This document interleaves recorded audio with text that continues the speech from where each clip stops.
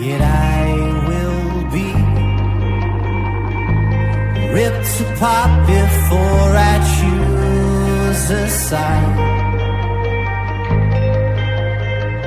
Yet the shadow of glass beneath my feet cuts this godforsaken street. Why can't we make things disappear?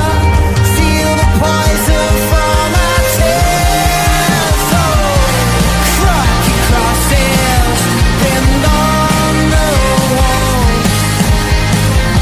Slow destruction of our childhood homes. High illusions, they seem no more, no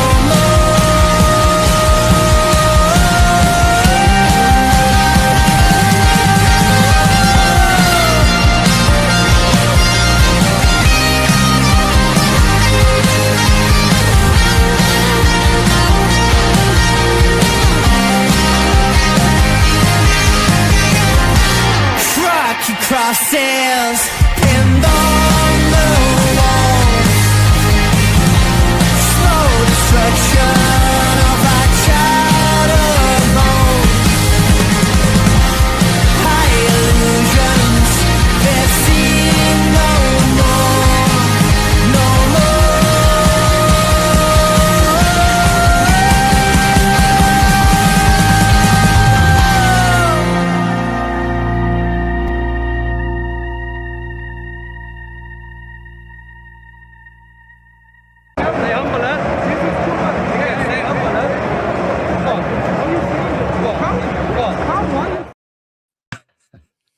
Yes, yes, people, welcome back to another stream. Hope you guys are all doing well. This Monday morning, Nobbins, how we doing, mate? Very well, thank you. Very well. We are winning games. Hooray! We're winning a lot of games, mate. 5 Mm. wins in a row, bro. Not the easiest games either. Some impressive results in there. I know, man. I know. Away games as well. You know what I mean? I remember like a month ago or something like that. Maybe like 5 weeks ago, 6 weeks ago, people was coming in the chat and was like, Elby, you need to speak about our away record. It's shit.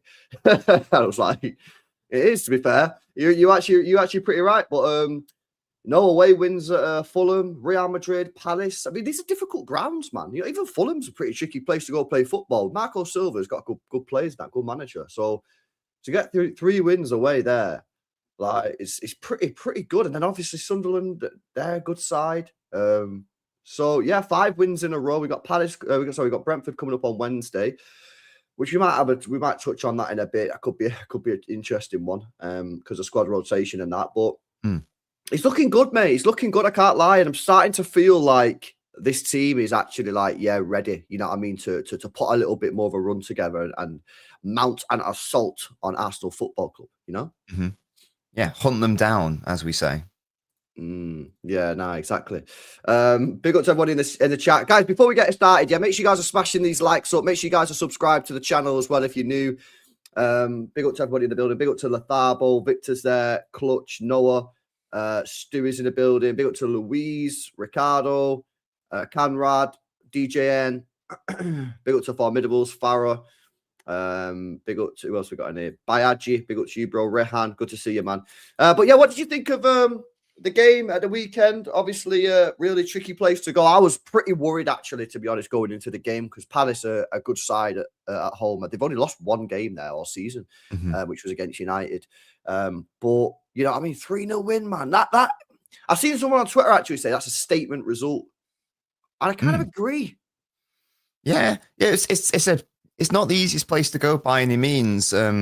This season, Palace don't actually have the best record at home. They do tend to draw there a lot, so they haven't picked up that many points. But as you said before, yesterday, they'd only actually lost 1 game in the league, and that was against United. And even that game, they should have beaten United, but for their really bad finishing, which essentially reared its head again yesterday. I think they still have the second best defensive record in the league, even after we put 3 goals past them. I think it's now joint second best, but it's still technically second best. So, and I think we saw that for like the first, or certainly basically all of the first half. It required an unbelievable cross by Nunes and a fantastic header by Haaland to break them down. Like for the first 40 minutes or so, that was probably one of the sternest defensive tests we've seen all season because we couldn't even get the ball into areas to create. It wasn't even a case of, our players are getting the ball, but they just can't create. We couldn't even get the ball to those players in those areas because of how good Palace were defensively. So definitely massive to put 3 past them, 100%. We made some changes in the second half. We looked a lot better. Palace, of course, had to come out. So that makes things easier as well. But I think that we deserved the win. I know that they had a couple of instances where they could have scored. At least one of those was offside, though. I think the one where they hit the crossbar, I think it is just offside. Yeah, I think so. And I think statement result is absolutely right. Look, it wasn't a perfect performance, and there's still things we know we can improve. But I think you have to be happy at winning 3-0 at Sellers Park, especially like we've basically played the same team 4 or 5 times in a row now, which is, I think, is pretty impressive to not have that much rotation. And these players are clearly, I mean, we saw it against Real Madrid. Some of those players were shattered. I felt Bernardo and Foden in particular were just drained and dead. So for them to turn up again against Palace, I thought was really impressive. Yeah, no, I agree, and I like the first thing that you went to there was the defense, because on a panel show last night with the boys, we were speaking about the game and stuff, and I raised the defense as like something that I think is like majorly improved from last season in terms of the back four. I think you've seen that against Crystal Palace, and you're seeing players put their body on the line. How many block shots did we see, man? Yeah, we're seeing Foden getting back, making really important defensive actions. You're seeing Diaz and O'Reilly making blocks, putting the body in front of the, in front of the shots, which, was basically what we did wrong at Fulham when we conceded those 4 goals. It was basically, we weren't trying to close down the shots, a lot of them. We just let the guys shoot, you know what I mean? Whereas yesterday, I felt like there was a real sort of intent from the players to put the body on the line and block the shots. And as a result, yeah, we obviously kept a clean sheet. But I'm looking at these defenders now and I trust them. Last year, I didn't trust our defenders, man. Yeah, I was going into games saying, right, lads, yeah, we need to score 3 or 4 goals today, otherwise we're not winning. We're literally going into matches, like previewing games. Before the game started, it was like, right, we need to score 3 goals today, minimum. Yeah, otherwise we're not winning the game. Whereas now I'm starting to feel confident in my defenders, and all 4 of them, plus the goalkeeper, yeah, deserve massive credit for that. Yeah, because I just feel like they're actually like the way Diaz is performing at the moment is incredible. You know what I mean? Because he did have a dip. Yeah, 100% he had a dip probably I think for 2 years. Yeah, he had a bit of a dip, if I'm being honest with you. And last season he was poor, but everybody was poor. Yeah. And then he started the season, he was all right, not too bad. Then he got the contract, and now he's performing really good. And obviously Gvardiol as well. He had a dip a couple of weeks ago. He making quite a few errors. I was like, you need to get him out of the team, give him a rest. And all of a sudden, he's come back and performing really well. The partnership is mega. Nico O'Reilly just gets on with his business. And Nunes, wow, what a performance again from him at the weekend. Like these are top level performances. So we finally got a back 4, yeah, which is defending well. Yeah, you got a goalkeeper that can keep shots out of. For me, I want to ask you this though, Nobbins, because what one area of the pitch that I still think we're a little bit vulnerable in, right? And I think that we might have been a little bit fortunate in the last couple of games is the midfield on transition, right? Because when we lose the ball high up the pitch, we've got Bernardo pushed right up the pitch, right? And normally goes over to the right-hand side, which allows Cherky to come in the field a little bit. And I get that. I understand it, yeah? But one of the downsides to that, mate, is that when we lose the ball, if the opposition attacks us quickly, which Real Madrid did and which Palace did yesterday, I feel it leaves Nico Gonzalez really sort of isolated in that midfield. And I think last couple of games he's had a bit of a tough time managing that. What do you think? Do you think that Pep is just accepting of that, but it's for the greater good because it allows Cherky to come inside, but he accepts the risks, and it's like, Nico, like, we need you to just do as good a job as you can, even though I'm asking you to do a really difficult job? Or do you think there's a way that we can solve that? Because I just feel, yeah, if we come up against better teams, I think we might struggle to handle that. Do you know what I mean? In the midfield.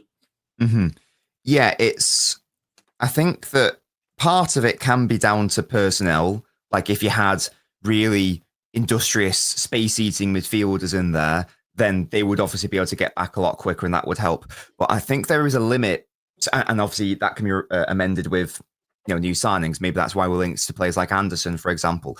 But I do feel like there is an inherent limit to how much they could help. Because if, as you've just outlined there, if you're playing a 3-1-6, which is what City have been doing for the past couple of games, then by definition, by virtue of numbers, you don't have that many players at the back and you've committed 6 players forwards. So it's going to be very, very challenging for those players to get back regardless. And that's just when we lose the ball, when we have it. If we are out of possession and we are pressing, what we've been seeing for I want to say since basically the Liverpool game, is we've seen 2/3 of our midfield pressing in the forward line. So it's been Bernardo at the tip of this diamond, and it's been Foden alongside Haaland as one of the strikers. So it means that if that forward press is beaten, and at some point it obviously will be, then with just like one ball through, 2/3 of City's nominal midfielders are beaten, and that all of a sudden Nico is the only midfielder there. He's got like Doku and Shirky either side of him, but they're not actual central players. So I think that some of it can be down to personnel, sure, and it can be improved, sure. But I think the vast majority of it is down to the way that Pep is setting up this side, whether on ball or off ball. And I think that it's about risk versus rewards. I don't know whether the off ball is viable long term.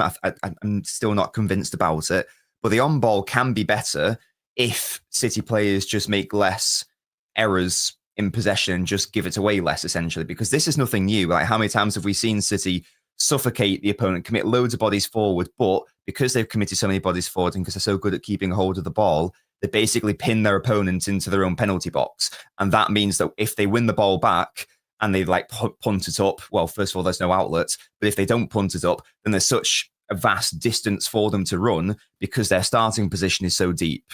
So it's definitely a concern, but I think that it's partly not able to be resolved based on how we play. It can be bettered if we change the structure and or you bring in a player who is more naturally able to do it. And perhaps that's why we're linked with Anderson. But I do think that there are limits as to how much it can be done, because I think every single structure has a weakness. This just so happens to be City's. And this has always been the case. Like even the Centurions were liable to being counted on. It's just a consequence of Guardiola football, I think. Yeah. Now it will be interesting to see how that develops as the season goes on, and when we get into the next round of the Champions League and we face better teams.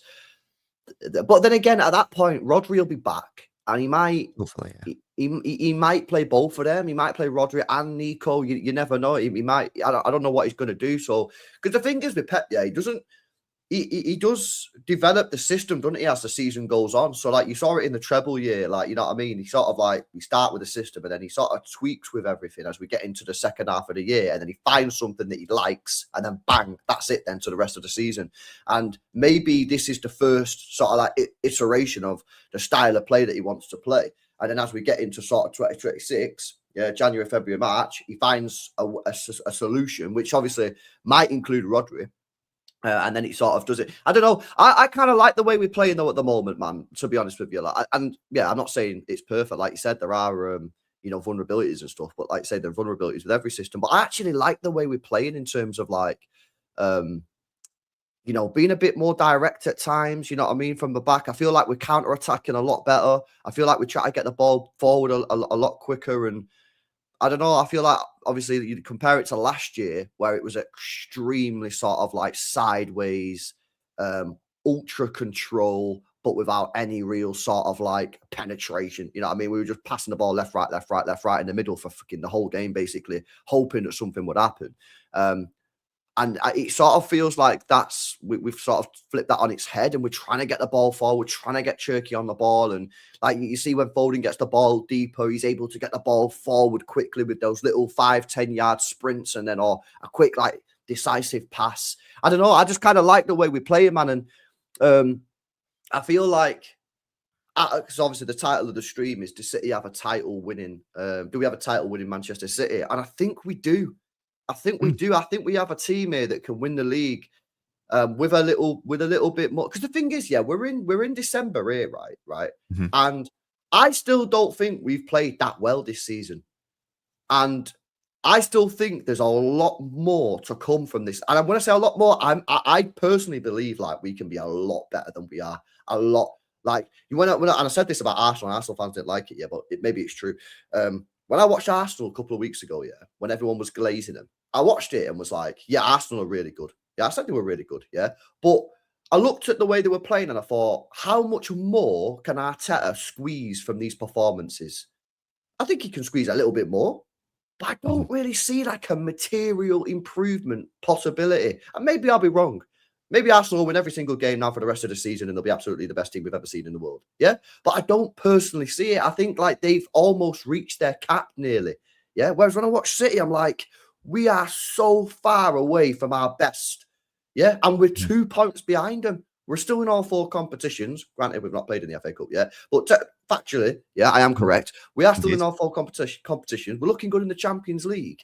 And I'm seeing like sparks in different areas of the team. I'm seeing my defense defend well. Yeah, I'm seeing Cherky have these mint games. Yeah, I'm seeing Foden having mint games, and even when he doesn't have a mint game, he gets on the score sheet. I'm seeing Haaland bag all. I'm seeing Doku, and I just feel like at some point this season, I'm hoping that all comes together. Yeah, and then we're just a fucking mint team, man. And I think it will happen. I think it will happen, but I just don't know when. And will it be too late? And this is the thing I've said all season. Will it happen? Will Arsenal be 8 points clear, 9 points clear with 3 or 4, 5 games to go, and it's too late? Or is it going to happen sooner and we can? Because I tell you what, bro, yeah, I'll be deadly serious now, mate. Yeah, because I'm starting to get my chest out a little bit about this season. Yeah. If we click into gear soon, I think we can cook this league.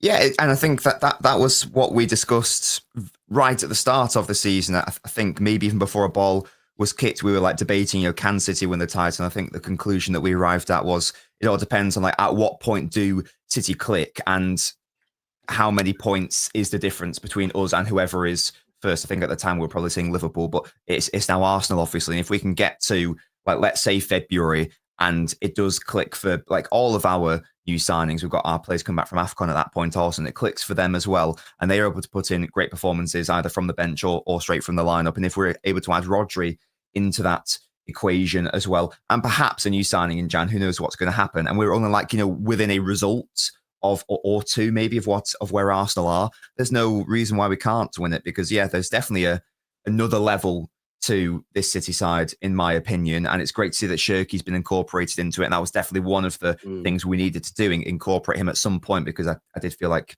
we had to, for us to have our best team possible. But there's still so much more. I am expecting more from Reinders at some point. I'm expecting more from Nori, more from Marmoush, even more from some of our current players. Like, I still feel like there's even more to Shirky's game, even though he has been playing really well. I know that there is even more, and the best is still yet to come from him. Even players like Foden and Doku, I still feel like they could go up another gear at some point once more balance is in this City side. So it's definitely an exciting time. We're currently weathering a storm, and it is a question of, let's say late Jan, are we still within a result of Arsenal, let's say?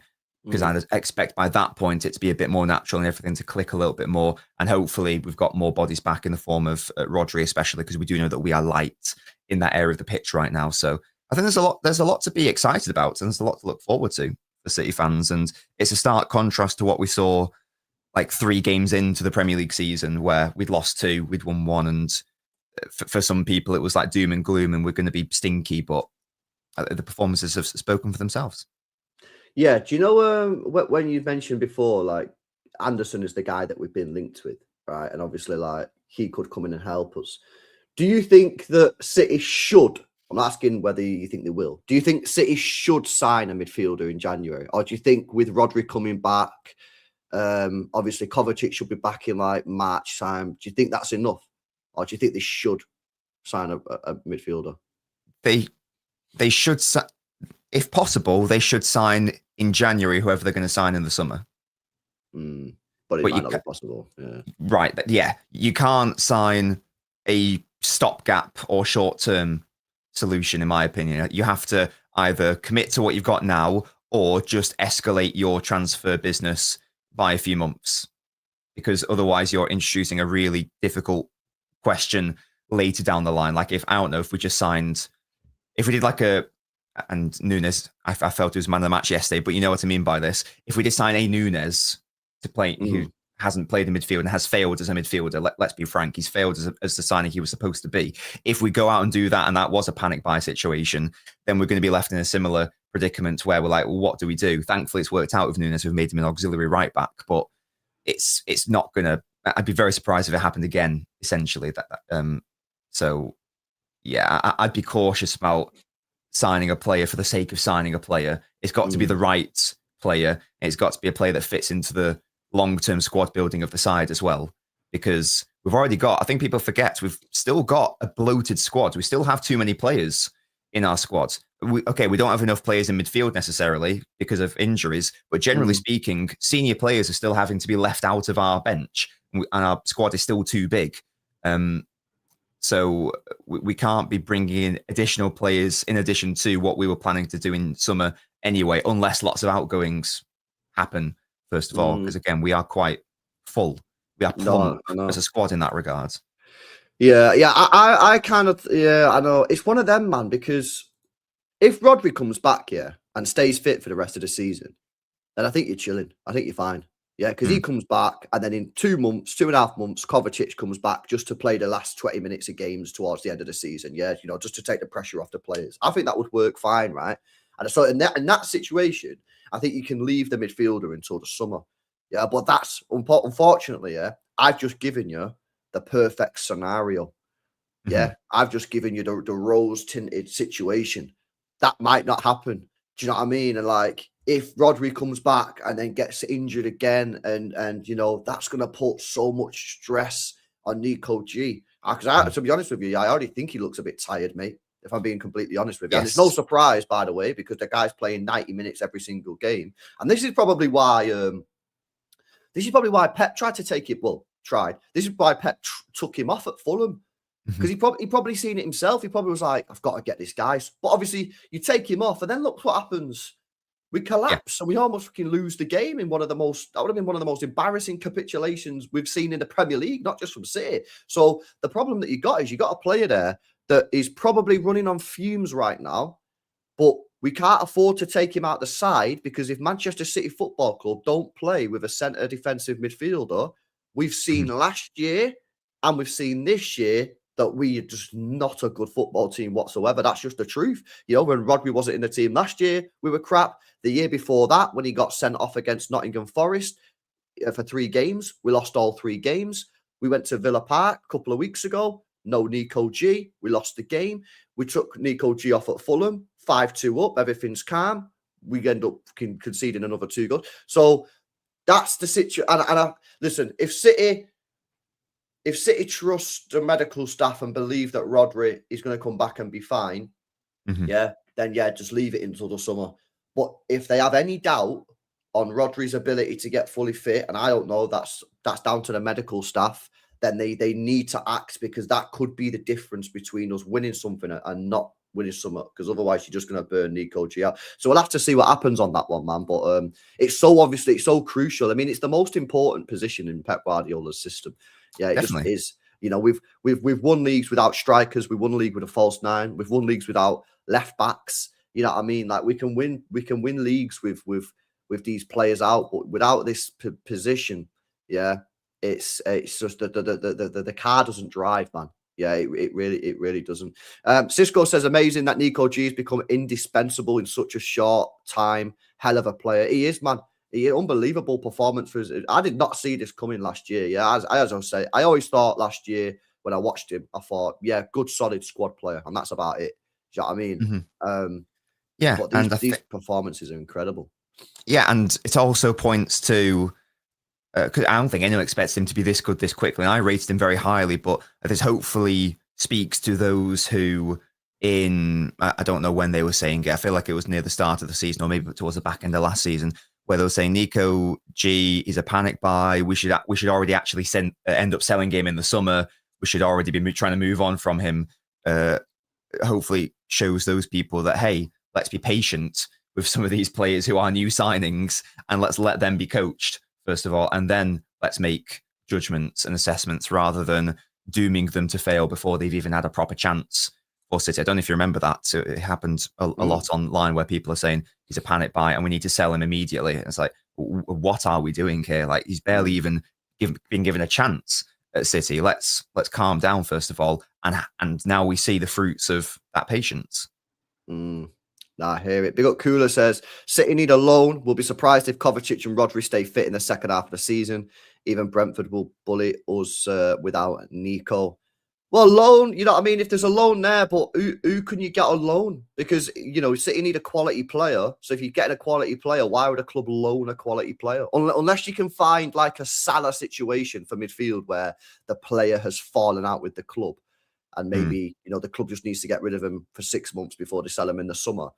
I don't know any player that you could get, in January on loan who's not completely crap. Do you know what I mean? Yeah, and it can't just be a body for the sake of having a body. I know that Reinders didn't play well against Aston Villa in midfield, but as an example, they have to be better than what Reinders offers in that position for it to make any sense at all, because you would assume that, let's say Nico gets injured tomorrow, then it would be whoever our fourth choice defensive midfielder at that point, it would be Reinders coming in, wouldn't it? So it's got to be a player who is at least a lot better than that. Otherwise, what's the point? And as you say, I don't think that player is going to be readily available. And when have City ever really even got a loan player in January? Pizarro in 2012. What are the other examples of City even exploring that market for like a short-term loan? Unless there's an obvious one I'm thinking of for the first team. The last example I can think of was 13 years ago, and Pizarro barely played anyway. I think he played like half a league game or something, and sometimes in the cups. Yeah, I don't know why it's not. It was a stupid sign when we never even played. No, I know he just chilled into. So chill backs. I don't see it as being a reasonable approach based on precedent and squad needs. No. We're not going to do that. Yeah, I don't know what we're going to do there, but it's an interesting one, man. We'll see what happens with Rodri. Rodri should be back soon, man. You know what I mean? Colo Torre said in a press conference the other day that he's looking really sharp, and he should. They said he was going to. I think they're holding him back, bro. I said this on the panel last night. I think City are. Do you remember when we did this with Diaz? Was it last year or was it the season before? Diaz got injured, and he come back and he was on the bench for like 5, 6, 7 games or something. And everyone was like, why the fuck is Diaz not playing, man? Because we needed him on the pitch, But Pep was just being like, I'm going to keep him off the pitch. I'm going to keep him fit. And then he come back and then he put him back in the team. I think he's doing something similar with Rodri, mate, because when he got this injury, they said it was only a strain or something. They said it was like not that serious. He was going to be back in 2 weeks. And he's been out for ages. I think we're holding him back just to make sure that when he's back this time, he's ready to go, because maybe they were guilty of bringing him back a little bit too soon. So we'll see. We'll see what happens on that front, mate. But let's see what you guys are saying in the chat. Says, what else you guys saying? We should try and snatch Burner from Barcelona. Who's that? Burner from Barcelona. Who's you on about? I'm assuming like another La Masia graduate. Oh, yeah. No, I never heard of him, bro. Dom says, I think the way to go is to get Anderson in January, offer Forest money plus Rico Lewis with him day out. You know what? That's actually not a bad chat. If they're still interested in Rico Lewis, you might be able to get a deal done there. But he's only just signed a new deal, Rico. So, you know, I mean, I don't know what's going on there. But they're also going to rinse us. But we're just going to have to pay whatever they say, because you're going to have to get... What did you make of Wharton yesterday? Yeah, lovely. You know I like Wharton. He's great. He was doing a lot of those passes with his weaker foot as well. I thought he was fantastic. I thought he was really good out of possession. I thought his first time delivery was fantastic. Unlucky to not score a goal as well. If we are exploring him, then it was a very lovely audition for him. He's very good. And I know there's lots of people that don't like Wharton. They think he's overrated, whatever. And I know that was just one game, but that's like a pretty regular occurrence for him to be putting in performances like that. I thought it was great. Yeah, bro. I don't know. You're a big fan. I really like Wharton and Anderson. I prefer Anderson for what we need. I think for what this team needs in terms of that real energy, box to box, getting stuck in. And I think Anderson is kind of what we need. But yeah, I agree. I prefer Wharton as a player, though. Yeah, Wharton's technical ability is just off the charts, man. How he come from Blackburn, I'll never fucking have it. I don't know how that's worked out, mate. You know what I'm saying? But yeah, like maybe just get them both in it. You know what I mean? Because the thing is, yeah, Bernardo Silva's leaving in the summer, Yeah, and Kovacic leaves in the summer. they Yeah, and by are, the way, but Rodri's still not signed his contract. yeah. I'm just throwing it out there, mate. Well, if Rodri leaves, then it's a different conversation to be had. But assuming that he extends and becomes actually available, I don't think that Bernardo and Kova leaving equals sign 2 midfielders, because we still do have a bloated squad. I think it probably means sign 1 and then try to. What about if Rico leaves as well? Well, that again, that might be a different conversation. Yeah, because what would your midfield? I think I've done this before. What would your midfield options be? You'd have Rodri and Nico, who can be your primary options at number 6, aren't they? So let's park them to one side. So who are going to be your more advanced players? You've got Nico can play there. Reinders can play there. Foden can play there. And you'd have Anderson as well, wouldn't you? If you signed slash Wharton, whatever. So that's 4 starters, sorry, for 2 positions. Is that right? Have I got that right? Or did I include Nico here? We don't have to include Nico there. We can say make him a 6 for a second. So Foden, Anderson, Reinders. I'm talking about the 8 area. So you got 3 starters for those 2 positions, and then your depth is would be O'Reilly and Lewis, wouldn't it? So technically you'd have 5 players for the 2 positions. So yeah, if you got rid of one of your depth options, they'd only have 3 starters, 1 depth, and one of those is our main left back. So at that point, you probably would need to sign another player, probably, or promote from within. Yeah, like Mukasa, for example. Mukasa, yeah. By the sounds of it, Pep, I think Pep might rate this Mukasa guy. So we'll see. I think Mukasa will probably play on Wednesday, actually. So we'll see what happens there, man. But yeah, I don't know, because of course, yeah, Rodri, even if he doesn't sign a contract, if he does sign a contract, he's 30 years old, man. You know what I mean? So, I think he's 29. He might be 30 this June, actually. Yeah, I think that's right. So you got to start thinking of these things, man. I don't know, man. It's really frustrating because we've needed this midfielder for ages, and then there's these 2 midfielders are here, both homegrown as well, who are like, which one do we get?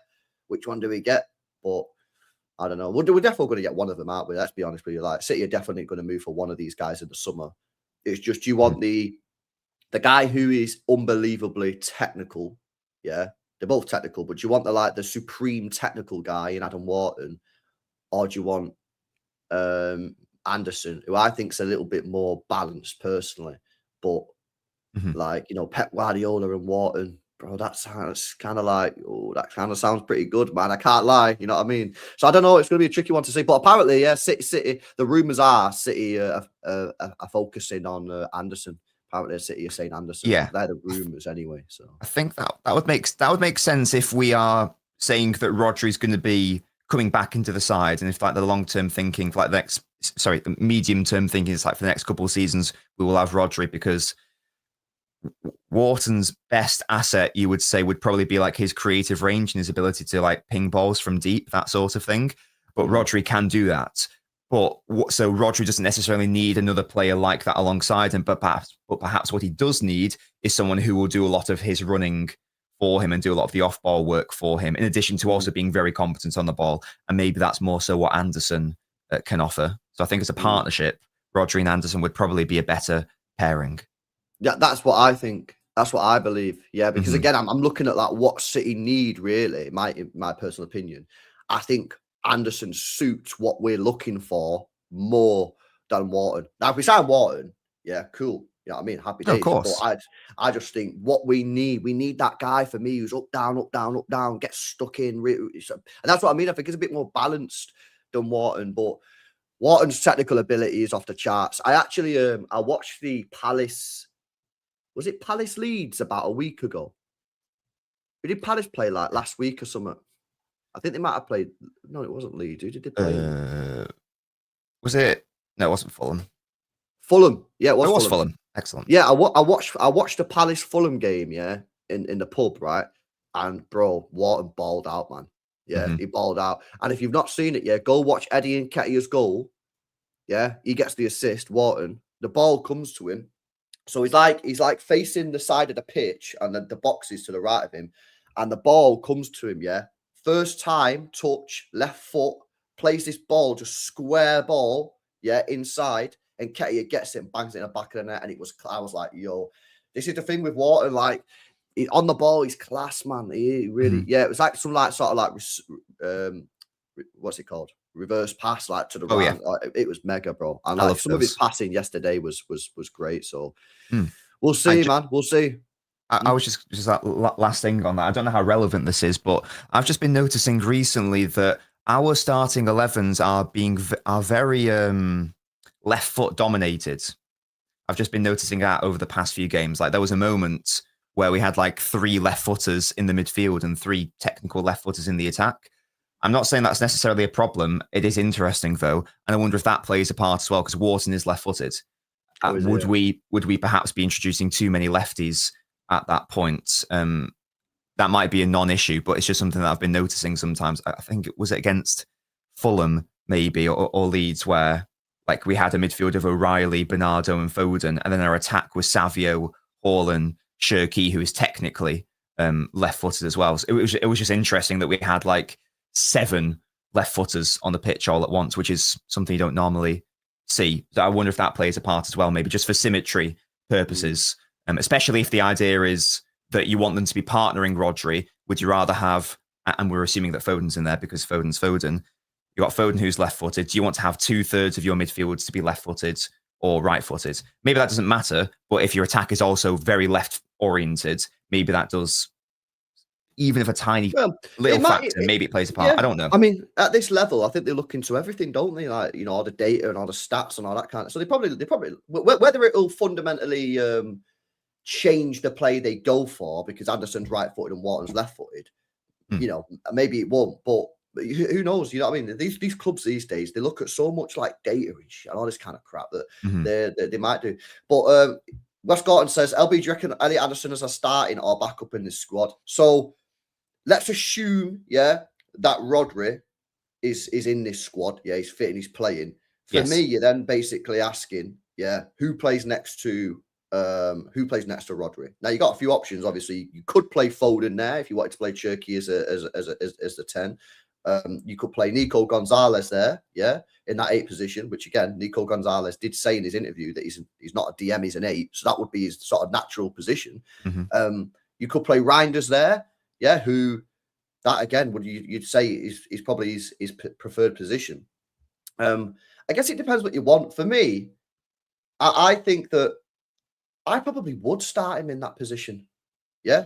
Now, I want to see Nico Gonzalez and Rodri play, and I want to see Nico Gonzalez in that position because that's his position. So I want to see what he's like because he's playing like this in a position that's not his. So I want to see him in that position. But I feel like Elliot Anderson might have a little bit more stamina going up and down from what I've seen. You know what I mean? So, but the point is for me, I just think it'd be a great addition to the squad, and I think it would give Pep so many more options in the way you could set that midfield up if we get him in. So we'll see what happens if we do get him, but I think he'd be a great signing personally, and we play him in a couple of weeks, don't we? So everyone can watch him as well. I think that in that situation, you'd say that because if you're sticking with a 3-man midfield. Obviously, Rodri is the main defensive midfielder. I think the way I'd be viewing it is, okay, you've got Foden and Reinders competing with one another for, let's say, the more advanced 8 role. And then you've got Anderson and Nico G competing with one another for the more all-round 8 That's a great way of thinking about it. Burden. That's a great way of thinking about it. And also, it adds in another protection in the 6 because whilst Anderson's best position probably isn't the 6, you know, in an emergency situation, he could probably do it for a couple of games. You know what I mean? So if Rodri's out, Nico G's out, which I don't think I'll be sitting here. If Anderson was playing in the 6 for a game, right, in an emergency, I don't think I'd be sitting here going, oh my God, Anderson's in, we're going to get cooked. Whereas like if Kovacic is playing in the 6 on his own or Tijani Reinders is playing in the, I'm like, this is going to be a serious problem as evidenced from what we've seen without when those guys have done the job. So it adds so much depth. To our side. But obviously it's going to cost a lot of money. These guys are going to ask 100 million quid. You know what I mean? But at the end of the day, what are you going to do? What are you going to do? You're going to go sign another £50 million player who's probably going to not do that well. You know what I'm saying? So sometimes you just have to pay the money, mate. You just have to pay it. And I think City are going to be in that situation this summer. Let's have a look at some of these chats that have come in. I smashed these likes up as well, guys. If you've not done so already, man. Over 600 people locked in. Let's get these likes up. Big up to Adam. He says, get Mark Bernal. He's good, has more potential than Rodri. He's only 17. La Masia said he's Busquets regen, but he's strong and fast. Bro, I can't comment. I've never even heard of the guy. If he's a Busquets regen, ain't no way Barca are going to let him go as a La Masia graduate. That's also very true, yeah. I doubt he'd also go as well. Yeah, also, yeah. Hashtag no to projects. Big up Mario. Big up Godfrey, who says winger and ball winning midfielder in January. We spam Nico G continuously lost balls in middle a few times, maybe due to fatigue, any injury, and we're fucked, says Godfrey. Yeah, I definitely think he's fatigued. I think you can tell that yesterday. He looks knackered. And because, you know, he's doing it on his own, he's getting no real support in there. So he's having to do everything. And he's playing every single game, to be honest with you. So yeah, that's where we're at with that one. See what else you guys are saying in the chat. Big up Sam says Nico G going to be number 6 now. He's learning it, and we're making him a 6. Okie dokie. But when Rodri comes, because this is the way that I'm always framing this, is if we are assuming that Rodri comes back, how many Premier League games is Rodri going to start in an ideal world? Like as many as he can. Certainly in the 30s, right? I think we can all agree on that. So Nico's going to start 8 games in the league, and he's going to stay here and be happy with that. That can't be right. That's why you've got to play him. Yeah, exactly. That's why I've always said, bro. Whenever we've had this conversation for years, I've always said I don't think City can buy a backup 6. Not when Rodri's here, anyway. Well, when Rodri's here, because it's not going to work, because they're not going to play. So and that's probably why we didn't go for Zubimendi. Mm-hmm. Yeah, agreed. That's probably why we didn't go for him. Yeah, it's because you need to have a player that can play alongside Rodri and then deputise for Rodri when Rodri's not there. Otherwise, as Nobbins said, they're going to play 8 games a season, and they're not going to be happy with that. So they go bye. So and by the way, when they do play, they're probably not going to be fully match fit because they've not played games. So then when they play those 8 matches, yeah, they're probably not even going to be that good because they're not going to be fully match fit. Yeah, so and that is, again, I've always spoke about this, but that is one of the rare downsides to having genuine world-class players. Genuine. Yeah, not world-class because people call them world-class because they score a couple goals. Yeah, I'm talking when you have legitimate world-class players like Rodri, like Haaland. Yeah, it's obviously all gravy. It's great stuff. Yeah, but it does come with a slight downside, which is you can't really buy any backups. Yeah, and this is part of the problem that you got with Alvarez. Yeah, this is maybe part of the problem you've got with Marmoush, is because you can't drop Haaland. You're never going to drop Haaland, are you? Do you know what I mean? We're always scoring all these goals. And so then how do these players get minutes? You have to fit them in other positions. So then you end up playing them out of position, and then players are not happy because they're being played out of position. Yeah, and Alvarez was saying he wants to play as a striker, or he wants to play every single game. He doesn't want to just be fitted into a system, which I understand. You know what I mean? Football's a short career. If you're a striker, you want to be playing as a striker. Yeah, you don't want to be stuck out on the wing. Yeah, running up and down the pitch. You want to be banging goals in left, right, and centre. When you're a DM, you want to be playing. So we'll see what happens there. But anyway, the Rodri thing is interesting because we need to see what happens with the contract situation there. Some more news coming out, bro, on the squad transfer front is Semenyo. Yes. And obviously, this is a deal which maybe is going to be increased in the importance category with the injury to Jeremy Doku. We are still unaware of how serious this Jeremy Doku injury is as of yet. Pep Guardiola confirming that he has a leg injury, but didn't expand on what the actual injury is, how long he's out for, etc., etc. Semenyo, mate, do you think this is a deal again that City should be looking at? Do you think that it has increased in importance with the injury to Jeremy Doku? What's your thoughts on Semenyo? 65 million, they're saying, buyout clause. Yeah, I do like Semenyo as a player, and I get why City would be linked with him because he can play both sides. He's also happy to play both sides. He can be a reliable outlet. He's also very, very good out of possession as well. Like his defensive numbers are off the chart for a wide player, for a forward. They're very impressive. So given how If we don't win the league this season, it's not going to be because our attack isn't good enough, is what I'm trying to say, based on what we've seen so far, because we scored the most goals. And it's not actually that close. I think we scored 8 more than second best goal scorers in the league this season. So if we don't win the league this season, it's not going to be because we don't score enough goals. It's going to be because our defense isn't as good as whoever wins the title based on what we've seen so far. And Semenyo does provide a lot of that off-ball, not only work rate, but he's also a fantastic athlete. And he does also, quote, get stuck in, whether it's like an interception or just like a direct tackle or a duel as well. So he can offer a lot of that as well. He's more of a goal scorer than a creator, and that's not necessarily a problem. However, the purpose of our wide players is to create chances for Haaland. So he would have to improve, I think, at chance creation in order to succeed at City, because based on his numbers over the past couple of seasons and based on his performances, he's not the sort of player who would always be looking up and going, my first thought is to create for the best striker in the world. My first thought is actually, okay, can I get a goal myself? That's not necessarily a problem or an issue, but the purpose of City's squad right now is to funnel everything through our main number 9. So he would have to get better at that, I think, for him to succeed, if that makes sense. So as much as people do deride, and a lot of the criticism is warranted, players like Doku or Savio, whoever it may be, as for their goal scoring record, and of course like it to be better, their first and foremost priority isn't to score goals. It's to create for the number 9 whose job it is to score goals.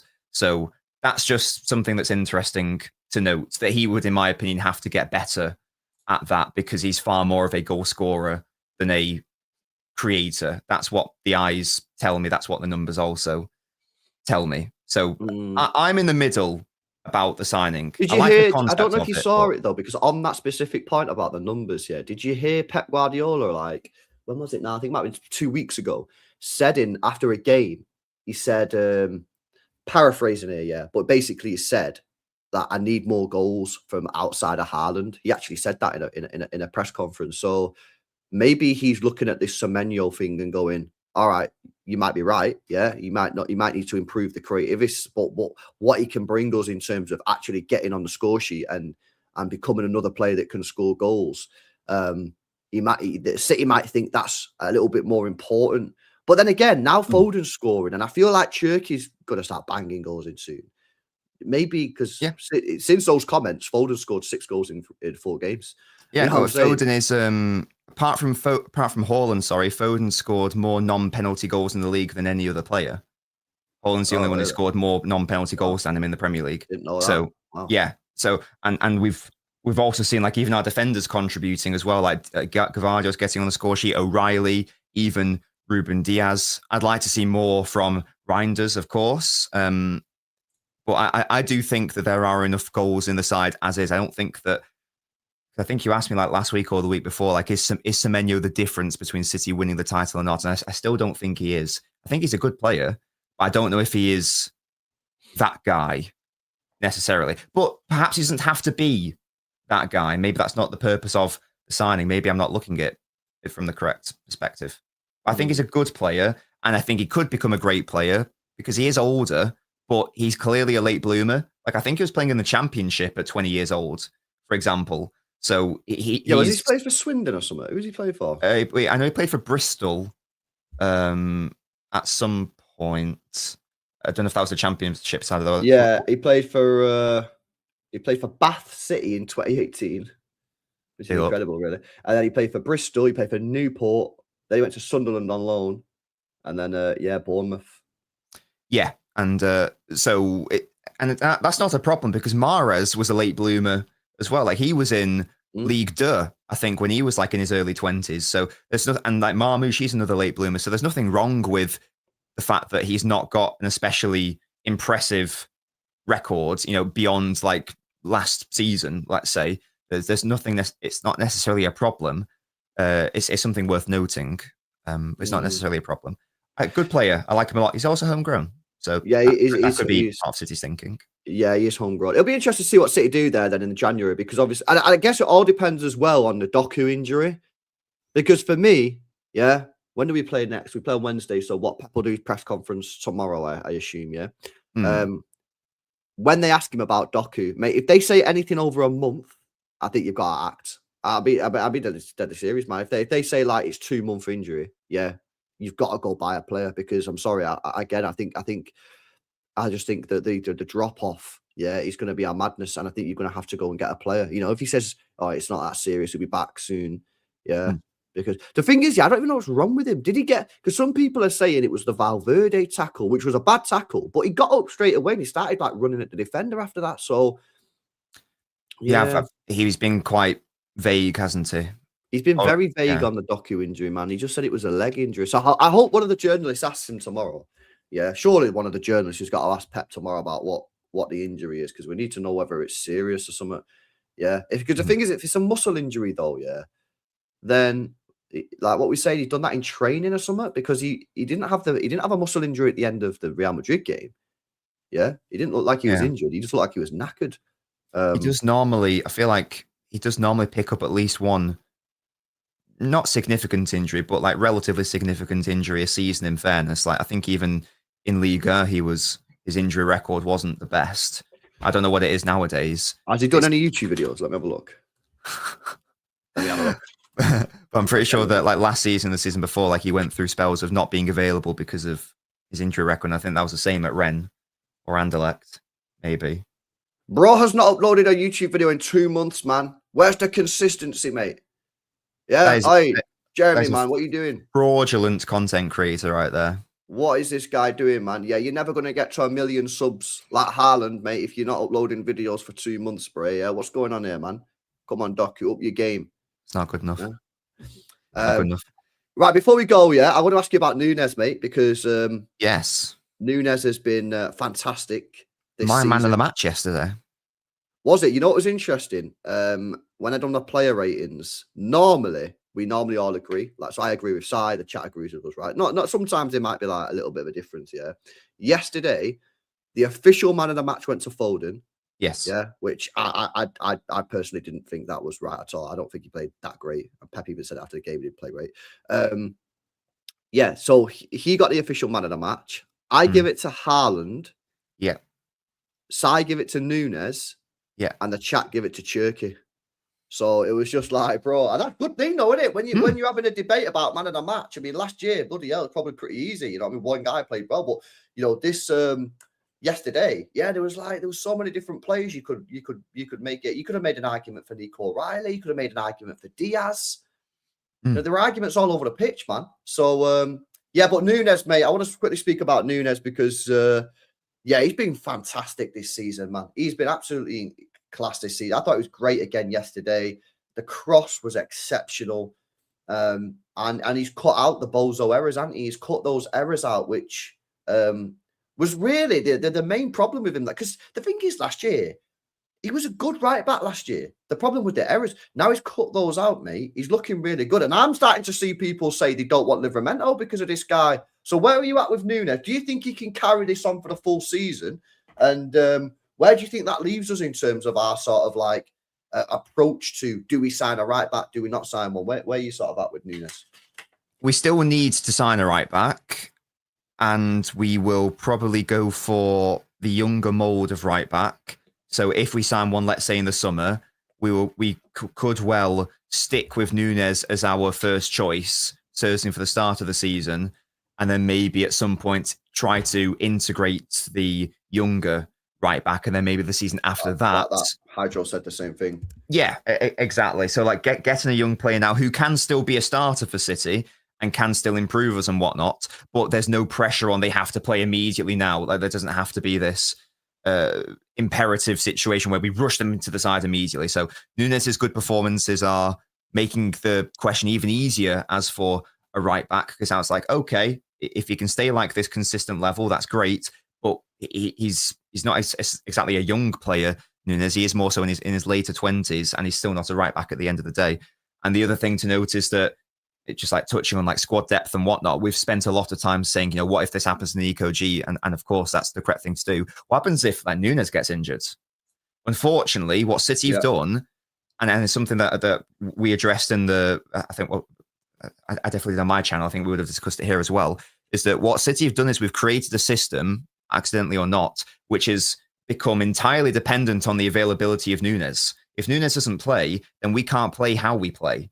And I never thought I'd say that, but whatever you think about his performances, the function he provides this City side is imperative to whether you want to set up in like a back three or a back two. This is why it's a nonsense when people are saying, well, can Kusanov not play there? Kusanov ain't crossing that ball for the first goal yesterday. Kusanov ain't offering any width when Nunes pushes up. Kusanov ain't facilitating Shirky either. Kusanov ain't facilitating Foden when he plays on the right either. Nunes is so vital to how this team sets up now in respect of structure, because he can play as a right centre back in a back three. He can push up and play as a right winger if you need to play a front five or a front six. He's competent defensively as well. He's got a great cross on him.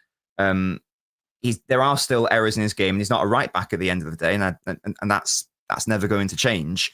But he's our only viable attacking right back option right now. So even if he turns into the best right back in the world right now, we still need another option there. There's no doubt about it, because if he goes, okay, great. When you can probably say goodbye to Shirky getting any game time then. I don't really know how else he would be facilitated correctly without a Nunes in the team or whatever. You can say goodbye to any right-sided outlet, unless you want to play Savio every single game.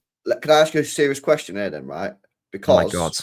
So basically what you're saying is, yeah, if I'm hearing this right, chat, yeah, see, I do listen, yeah, you're saying we need an attacking right back. Well, we need a right back who is capable of providing width on the right, at least, yes. Okay. Can I just put it out there, yeah, that Dumfries is available for 25 million euros? Yeah. Did I include the word competence? I don't like he's Dumfries. available. He's available for 25 million euros. If you want a backup right back, yeah, or someone to compete with Nunes. Isn't he 87 years old? Am I being silly? He ain't 87. No, he's not. He's young. Isn't he quite old? Isn't he in his 30s? Surely not. I just like totally Dumfries and it come up with the Scottish town. That's how shit he is. Is he younger than I think then? 29. Oh, he's not. Is that a young 29 or an old 29?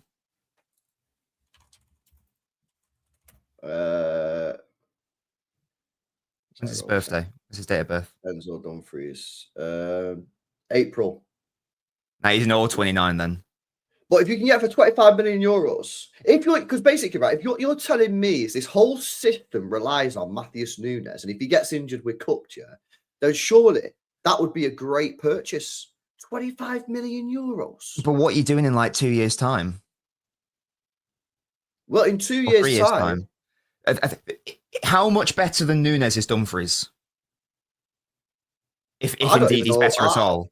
I don't know if he is better. Right, so he's not an upgrade. No, I agree. But what I'm saying is, if we need to get a player in to provide that cover just in case he gets injured, then potentially you should look at him because he's a cheap player. I don't like short-term signings though. I'd rather you go for one of those younger players, whether it's Fernandes, whether it's Reed, whether it's Costa, whether it's Bastos, whether it's I can never remember the one who plays for Espanyol. There are lots of young. That's the one. Yeah, there are lots of young right backs who are similar in level to what Nunes offers now, but they will eclipse him within a year or so. By which point Nunes is going to either be moved on or will be accepting like a second choice situation, whatever. That's the ilk of player that City should be going for, rather than a player who is older than Nunes, not as good as Nunes, and is literally just there for the vibes. Yeah. Cambiaso's about 24, I think. 24, 25. Yeah. But I don't think. I think that I can't remember because I remember scouting Cambiaso, but it was so long ago I've forgotten. I think that I know he can play both sides. I think he's officially a left back though, and depending on what flank he's on, it changes how he plays. Yeah, I've watched him twice, and he played left wing, left back both times. I've not seen him play right back. Was he when you saw him left back? Was he pushing up, or was he more so playing in the centre? I can't remember which way round it is. He was doing like a Ait Nori style, where he sort of like drifts in that sort of like, not as a winger, but not next to the midfield, like sort of like left forward. So I don't know how to describe it, but That's fair. Yeah, I watched him against Real Madrid a couple of weeks ago, and he was mega.